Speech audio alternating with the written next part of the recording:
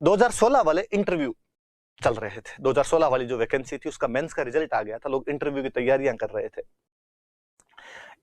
इधर प्री की वैकेंसी आई हुई थी, शायद 2018 के प्री की वैकेंसी आई हुई थी, तो हमारे पास प्री के बैच बने हुए, बहुत भयंकर वाले से बैच बने, और हम उनके अंदर लगे हुए, सुबह से शाम तक उन प्री वाले बैचों के अंदर पढ़ाते। प्री की वैकेंसी आने के बाद में जो प्री की तैयारी करते हैं तो टाइम कम होता है, तो फिर लंबी लंबी क्लासें, जल्दी जल्दी पढ़ाओ, वैसा कुछ मामला हो जाता है। आप लोग इस मामले में थोड़े सही हो कि आपने तैयारी अभी शुरू की, तो उतना मारामारी नहीं होती। उस टाइम थोड़ी मारामारी बढ़ जाती है, और तो कुछ ही नहीं होता, उसमें भी लोग सिलेक्ट होते हैं, उसमें भी लोग अच्छे से पढ़ते हैं। तो दिलीप सर के पास में, दिलीप सर के कोई पुराने स्टूडेंट, अब के आरएस माया जाल है जी। एक आप तैयारी भले 2020 में शुरू करो, भले ही आपका 2022 के अंदर सिलेक्शन हो जाए, पहली वैकेंसी में 2021 के अंदर ही सिलेक्शन हो जाए, पर किसी की रैंक अच्छी नहीं आए, किसी को पोस्ट अच्छी नहीं मिले, वो फिर एग्जाम देता है, फिर एग्जाम देता है। तो अंडरवर्ल्ड है, आदमी आता मर्जी से, जाता मर्जी से नहीं है। तो कई भौमिये जो बर्फानी बाबा हो चुके थे, 2007 में कोई आरएस सेलेक्ट हो गया, वो वापस 2016 में इंटरव्यू कॉल हुआ था, पहले इंटरव्यू कॉल नहीं हुआ उसका, मान लो, या हुआ तो वापस उसका सिलेक्शन नहीं हुआ, तो उनको लगता था इस बार थोड़ा ढंग से तैयारी करनी। वो सर के पास आए, उन्होंने सर को कहा कि सर हमें थोड़ी हिस्ट्री पढ़ाओ।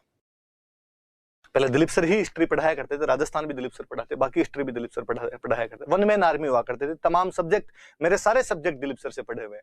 हिस्ट्री पढ़ावा, पॉलिटी पढ़ावा, इकोनॉमी पढ़ी हुई है, फिलोसफी पढ़ी हुई है, इथिक्स पढ़ी हुई है, फिजिक्स पढ़ाया करते, हिंदी पढ़ाते, इंग्लिश पढ़ाते, सारे थे इस सर के पास, ये सारे सर ही पढ़ाया करते सारे सब्जेक्ट। तो उनका सर वो हम आपसे पढ़े हुए हैं और आप हमें हिस्ट्री पढ़ाओ। सर ने कहा टाइम नहीं है, बैच चल रहे हैं बहुत भयंकर वाले, और आपको यार क्या पढ़ाऊं, सब कुछ आता ही है, आरएस सेलेक्ट हो रखे हो आप लोग। और नहीं सर आप पढ़ाओ। सर ने वापस आया, नहीं टाइम ही नहीं है, एकदम ही टाइम नहीं है सर, एक दिन निकाल लो, एक दिन। तो सर ने लास्ट में फाइनली यूं कहा यार मैं तो हिस्ट्री पढ़ानी छोड़ दी, भूल भाल गया, और मेरे तो खुद के हमारे स्टूडेंट है, वो अब हिस्ट्री पढ़ाता है, आपको तो उससे पढ़वा दूं। तो उन्होंने कहा कि यदि सर ठीक ज्ञान हो, हिस्ट्री का थोड़ी आती हो तो पढ़वा दो। सर ने कहा हाँ यार बता ही देगा, इतना तो आप जितना तो बता ही देगा। सर ने दूसरे दिन मुझे कहा कि यार वो लोग हैं उनको हिस्ट्री पढ़ानी है। मैंने सर को वापस कहा कि दो प्रॉब्लम है, एक तो अपने पास जगह ही नहीं है, अपने सब बेचों, सब रूम्स के अंदर वो चल रहे हैं, बैच चल रहे हैं, फिर मैं फ्री नहीं हूं, मैं 7 से 7 क्लास लेता हूं, पढ़ाएंगे कब। सर ने कहा हाँ यार ये बात सही है। सर ने उनको फोन किया कि यार वो जगह ही नहीं है, आपको पढ़ाएंगे कहाँ, आप 15-20 लोग तो हो कम से कम, पहले आप आए नहीं जब हमने इंटरव्यू का बैच चलाया था, लास्ट टाइम में आए आप। तो उन्होंने कहा सर जगह का हम जुगाड़ कर ले, तो हम कोई हॉल वॉल ले ले, वहां बैठ जाए, आपका बंदा वहां जाए। तो सर ने मुझे कहा यार अब इतना ही कह रहे हैं तो चले जाओ, अपने चले गए। सर को मैंने टाइम, सर ने कहा सुबह 7 से 9 वाली क्लास इसकी फ्री कर दो रे, मैनेजमेंट वालों का, नहीं 9 से 11, 9 से 11, 7 से 11, 7 से 11 फ्री कर दो इसको। मेरी जगह कोई टेस्ट लगा दिया, कोई दूसरे टीचर को भेज दिया, 11 बजे तू आ जाना, 4 घंटे में उनको बता देगा, वहां बता दो। मैं गया, उनमें से कुछ लोग मुझे जानते भी थे, दुआ सलाम हुई, 15-20 लोग सीधे बैठे हुए थे, अपने चेयर पे जाके बैठ गए। मैंने उन्हें कहा कि 4 घंटे का टाइम है, आपके बड़े बड़े जो भी प्रॉब्लम आती है वो क्वेश्चन मेरे से आप पूछ लो, जितने होंगे मैं उतना बताने को प्रयास कर लूंगा। इस तरह के जो भी कोई क्वेश्चन होते हैं कि अशोक महान था, अकबर महान था, अकबर महान था, प्रताप महान था, इनके सर क्या रिप्लाई देने हैं, इंटरव्यू में पूछ ले तो क्या बताना है, अपन ने सब बताया एकदम।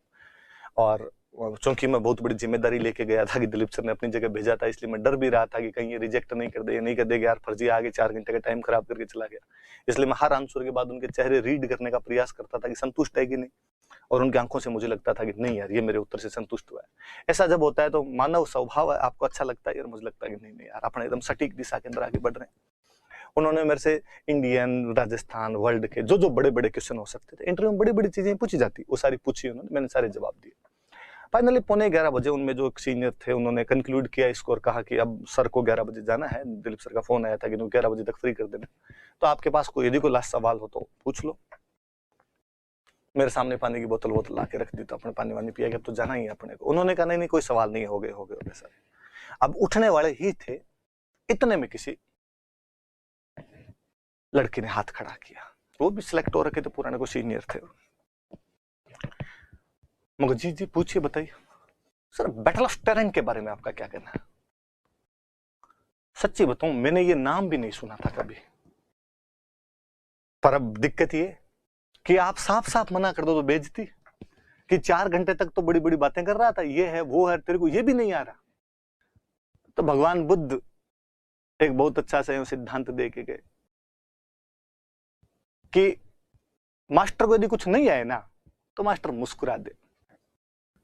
ये हंसी, क्लास चलती है, ऑफलाइन क्लास चलती है, कोई बच्चा ऐसा क्वेश्चन पूछ ले जो आपको नहीं आ रहा, और आपको बस यही नहीं है।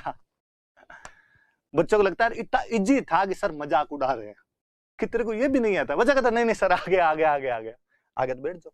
हालांकि मास्टर मन ही मन सोचता है कि आ गया तो मुझे भी बता देता कि अगली क्लास में तो पता चल जाए कुछ।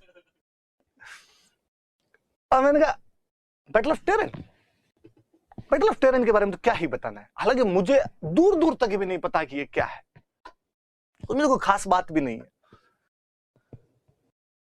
वापस क्वेश्चन किया, हाँ सर वैसे तो कोई खास बात नहीं, पर फिर भी थोड़ा आप एलिब्रेट कर दोगे तो ठीक रहेगा। मैं मन ही मन सोचूं कि सर एलिब्रेट कहां से कर दे, सर को नहीं आ रहा है।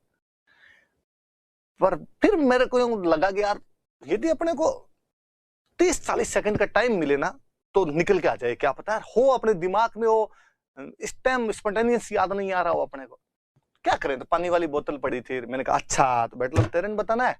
यूं करके पहले पानी वाली बोतल लेके पानी पिया ताकि लोगों को लगे पानी पी रहा है, पानी पी के बताएगा। अपने सोचे, और आप मानोगे नहीं, मैंने मेरे दिमाग को ग्रिल करके रख दिया था। Indian, ancient, medieval, modern, Rajasthan, world, मेरे दिमाग में जितने नोट्स किताबें थी एक सारी 30 सेकंड के अंदर उभर के आ गई, और सारी किताबें कही कि इस हार्ड डिस्क में बैटल ऑफ टेरन नहीं है। पानी भी पी लिया, नीचे वापस रखा, वापस रखे, क्या बोलूं अब मैंने वापस लास्ट रिप्लाई किया।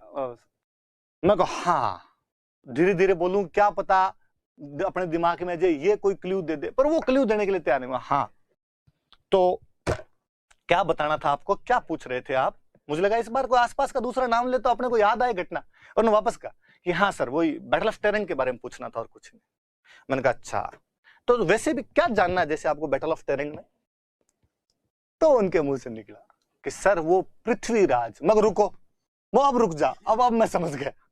अब मैं पृथ्वीराज चौहान के बाप दादाओं के आंतड़े आंतड़े बिखेर के रख दूंगा यहाँ पे। मुझे एक एक घटना याद है। अच्छा ये तराइन वाले युद्ध का ही पूछ रहे हो क्या। आना मुझे 15 मिनट बाद में था, पर मैंने उस दिन आधे घंटे तक उनको और तराइन के युद्ध की बात बताई, खुद को प्रूव करने के लिए कि नहीं अपने को आता है।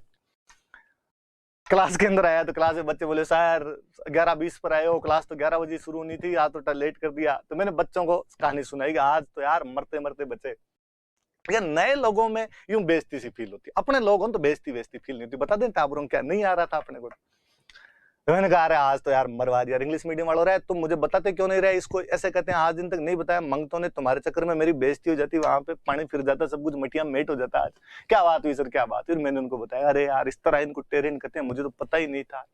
तो बच्चे हंस लिए, थोड़ी देर हंसी मजाक सी हो गई, फिर हमने पढ़ाना शुरू कर दिया। आप सुनिए आगे की बात। उसी साल आईएएस का एग्जाम, मेंस का एग्जाम, हिस्ट्री का पेपर,